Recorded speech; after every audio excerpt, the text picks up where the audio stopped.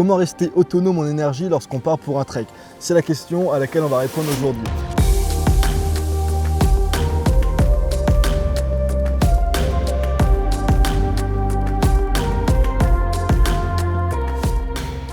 Lorsqu'on part en randonnée à la journée, voire pour un petit trek de 2 à 3 jours, à mon sens, le plus simple, c'est simplement de prendre une batterie externe.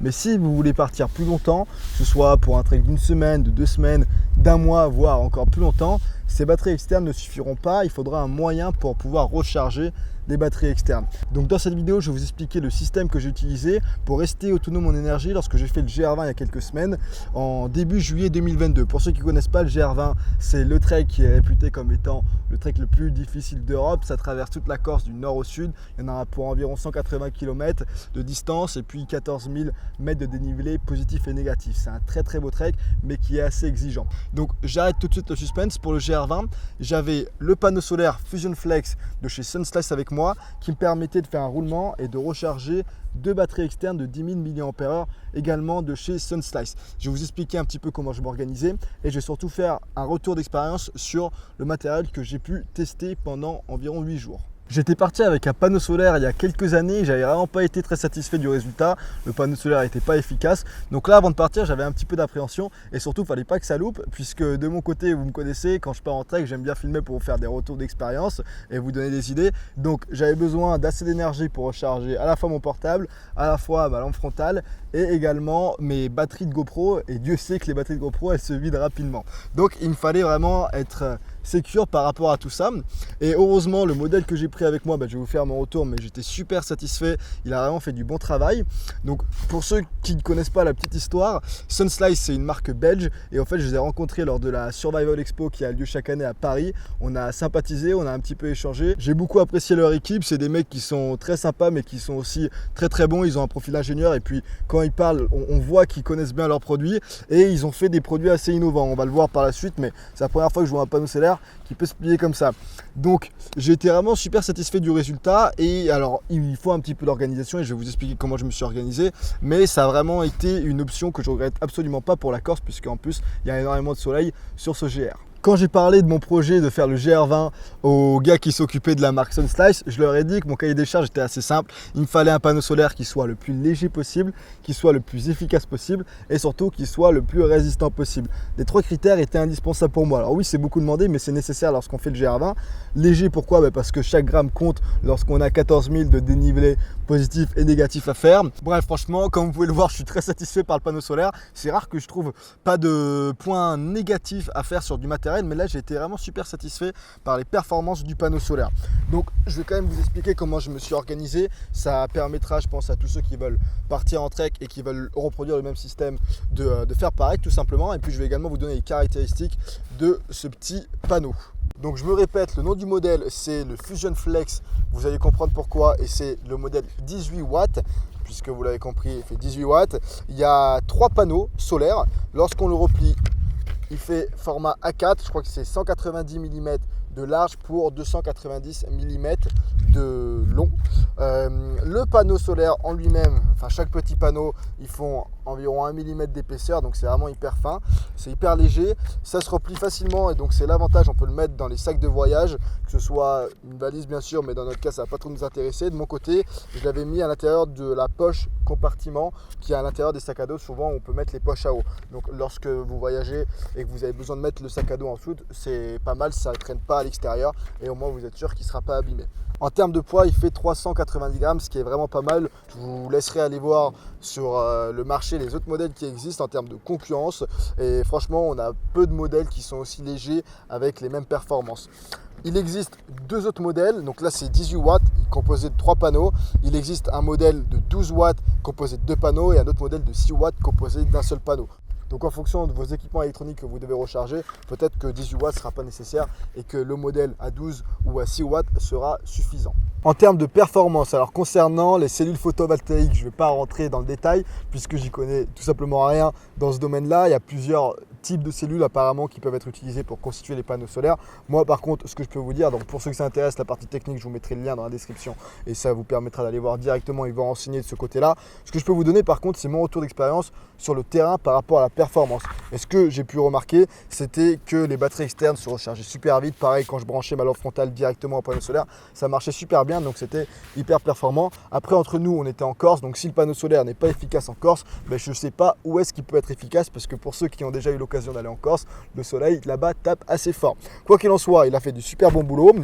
Autrement, autre chose que j'ai beaucoup apprécié, ben, comme vous pouvez le voir, et comme le nom l'indique, Fusion Flex, c'est hyper souple. Et franchement, j'ai l'impression d'avoir quelque chose d'indestructible dans les mains. Et ça fait vraiment super plaisir puisqu'on peut compter sur le matériel. Et c'est bien en trek de pouvoir compter sur son matos. Le nombre de fois où le panneau solaire était fixé à l'avant du sac à dos et je posais directement le sac à dos contre un rocher et j'avais pas à me prendre la tête. Ça craint pas les chocs, ça craint pas les rayures, ça craint pas l'eau, ça craint pas le sable, etc. On peut vraiment compter sur le matériel. On n'a pas besoin à chaque fois de se demander ah mince, il faut que je fasse comme ça, il faut que je pose le sac délicatement, sinon ça va casser le panneau solaire. Donc ça, c'était vraiment un point très très positif. En termes de caractéristiques, autre chose, le panneau solaire, il a deux sorties USB 5 volts 2 ampères qui sont de ce côté-là. Lumière rouge quand c'est pas branché et qu'il y a un peu de soleil, et sinon lumière verte lorsque il y a quelque chose qui est en train de se faire recharger. Comme ça, au moins, on est sûr que le panneau solaire fonctionne. Autre chose, on a 4 petites œillets aux 4 coins du panneau solaire, donc ça c'est hyper pratique, ça permet tout simplement de fixer le panneau solaire à un sac, à une tente, à un vélo ou que sais-je encore, un âne si vous partez avec un âne. Après vous faites bien l'aventure que vous avez envie de faire. Au début j'avais un peu peur pour être franc parce que c'est hyper flexible encore une fois et hyper fin, mais là vraiment il n'y a aucune trace de déchirure. Je pense que c'est vraiment bien conçu. Encore une fois, là, les deux gars qui ont fondé la boîte, c'est des ingénieurs et je pense qu'ils savent ce qu'ils sont en train de faire avec leurs produits. Et puis rien qu'à voir, hein, au bout de 8 jours de GR20, ça tient encore très très bien. Autre chose, le panneau solaire il est livré avec 2 accessoires. On a 2 mousquetons et 2 élastiques avec un petit tendeur au bout. Ça permet tout simplement de régler comme ça, et moi je les ai fixés les élastiques en haut du capuchon. Comme ça en plus je peux régler le sac à dos et je peux aussi régler l'inclinaison. Donc ça c'est assez pratique. Hop, ça aurait été encore mieux. Allez, peut-être qu'on va trouver un petit point négatif. Ça aurait été encore mieux qu'il livre 4 mousquetons et 4 élastiques. Donc au lieu de 2, d'en avoir 2 supplémentaires. Comme ça aurait permis de fixer le bas du panneau solaire également. Là de mon côté, alors je vous invite vraiment à fixer le bas, puisque autrement si vous êtes sur la crête, il y a beaucoup de vent, ça m'est arrivé, le panneau solaire peut un petit peu s'envoler. Ou pareil, si vous marchez assez vite, à chaque fois ça va faire des petites secousses comme ça. Donc ce sera moins efficace par rapport au soleil. Et puis surtout c'est un peu embêtant d'avoir ce bruit là à chaque fois. Donc moi je me suis pas pris la tête, c'est vraiment un détail. J'ai pris un petit bout de cordelette et je le fixais ici avec le sac à dos. Ça faisait très bien l'affaire. Il y en a pour 1 minute. Maintenant c'est vrai que ça aurait été encore mieux d'avoir 2 mousquetons et 2 élastiques tendeurs en plus, parce que c'est hyper efficace comme système. On a juste à régler comme ça et c'est très rapide. En termes de prix, c'est une info qui est importante. À l'heure où je parle, le panneau solaire il coûte 140 €. J'ai dit à Sunslice, une fois qu'ils m'avaient envoyé le matériel, que je leur ferais un retour d'expérience. Ça pouvait les intéresser d'avoir vraiment un retour d'expérience sur le terrain après avoir fait le GR20. Et ils ont été sympas, ils m'ont transmis un code promo qui vous permet d'économiser et d'avoir 10% de réduction en plus sur le prix. Donc pour le code, si je ne dis pas de bêtises, c'est DIM. DIM en majuscule 10, je vous mettrai de toute façon toutes les infos dans la description. Comme ça, ceux qui sont intéressés, hein, bien sûr, j'incite personne à acheter le produit si vous n'en avez pas besoin. Mais si vous cherchez un système qui est complet et qui est validé, parce que moi je vous le valide 100%, j'étais super satisfait, ça peut vous faire économiser un petit peu d'argent sur le matériel. Autre chose, je vais vous expliquer maintenant très rapidement comment je m'organisais. Donc je fixais, lorsque le soleil apparaissait, je fixais le panneau solaire comme ça à l'arrière de mon sac à dos. Comme ça je pouvais recharger mes batteries en même temps que je marchais. Et je venais brancher une des batteries externes. Ils m'ont envoyé 2 batteries externes de 10 000 mAh. C'est pareil, ils ont plein de batteries externes différentes. Ils en ont des moins performantes, ils en ont des plus performantes à 20 000 mAh, voire plus. Donc hop, je venais brancher le petit port USB juste ici, c'est du USB-C. Je venais recharger la batterie externe juste là et je mettais la batterie externe dans la poche fourre-tout de mon sac à dos. C'est hyper rapide, je ne me prends pas la tête. Hop, je mets ça comme ça. Ensuite, avec ma cordelette, je passais dans les petits œillets en bas. Je faisais un petit nœud rapidement, je ne vais pas le faire. Et ça prenait 1 minute et puis comme ça, je pouvais marcher toute la journée et ça venait recharger la batterie externe qui était justement branchée au panneau solaire. Et en attendant, avec l'autre batterie externe qui était pleine de la veille, je venais recharger mes batteries de GoPro ou ma lampe frontale ou mon portable. Et je faisais un roulement tout simplement. Et franchement, avec le soleil qu'on a eu, on a eu beau temps. Je pense que c'était même pas nécessaire d'avoir deux batteries externes et j'aurais pu amplement me débrouiller avec une seule batterie externe en faisant un roulement le matin et puis à chaque fois alterner. Et puis dès que j'avais un petit moment disponible à midi, brancher mon portable au lieu de brancher la batterie externe. Ça l'aurait fait avec une batterie externe. Maintenant j'avais les deux, j'étais royal au bar comme on dit et à aucun moment j'ai manqué d'énergie, que ce soit sur le portable ou sur les batteries de GoPro.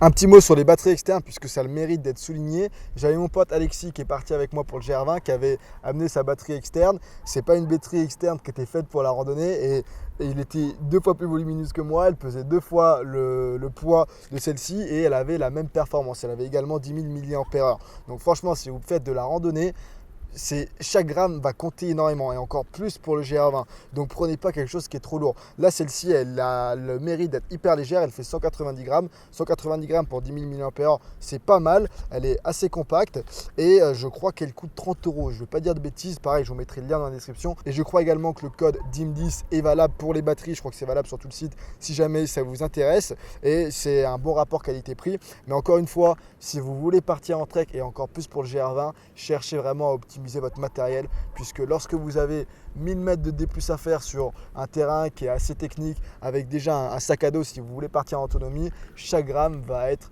hyper important. Donc partez avec le moins de poids possible. Voilà pour la batterie externe. Encore une fois, j'en avais deux, mais si vous n'avez pas beaucoup de choses à recharger, une seule suffira. Et voilà pour le retour d'expérience concernant mon système pour rester autonome lors du GR20. Si ça vous intéresse d'avoir un système pour rester autonome en énergie, franchement, je vous le conseille de coupler le panneau solaire avec deux batteries externes. C'est super bien et c'est pas forcément seulement utile pour un trek. Si vous voulez faire une aventure à vélo, ça peut très bien faire l'affaire. Une aventure en kayak vu que c'est étanche, en âne, en cheval, bref, n'importe quel type d'aventure. Dès lors que vous avez besoin d'avoir quelque chose d'autonome en énergie pour recharger vos appareils électroniques, c'est vraiment un très bon système qui est abordable et qui est performant. Autrement, pour conclure la vidéo, comme d'habitude, je vous invite à aller voir toutes les infos que je mets dans la description. Vous trouverez une vidéo qui vous donne plus d'informations sur le GR20 si ça vous intéresse de faire ce trek. Un trek encore une fois très sympa mais exigeant, il faut partir un petit peu préparé quand même. Autre chose pour ceux qui ne l'ont pas encore fait ou qui me découvrent, n'hésitez pas à vous abonner à la chaîne et puis à appuyer sur la petite cloche, ça vous permettra de rien rater aux prochaines vidéos. Pareil pour ceux qui ont Instagram, je partage pas mal de choses sur le réseau, donc pareil, je vous mettrai le lien dans la description. Et finalement, pour ceux qui s'intéressent d'avoir une vidéo dans laquelle je vous donne 50 astuces de trek, de randonnée ou de bivouac, je vous mettrai un lien en dessous qui vous permettra de télécharger cette vidéo et puis également de vous inscrire à la newsletter où je partage quelques astuces de manière occasionnelle. Autrement, j'en ai terminé là. Je vous dis comme d'habitude, prenez soin de vous, gardez la forme, gardez le sourire, c'est hyper important. Profitez de vos prochains treks et randonnées. N'hésitez pas à me faire un petit retour sur cette vidéo et à la prochaine.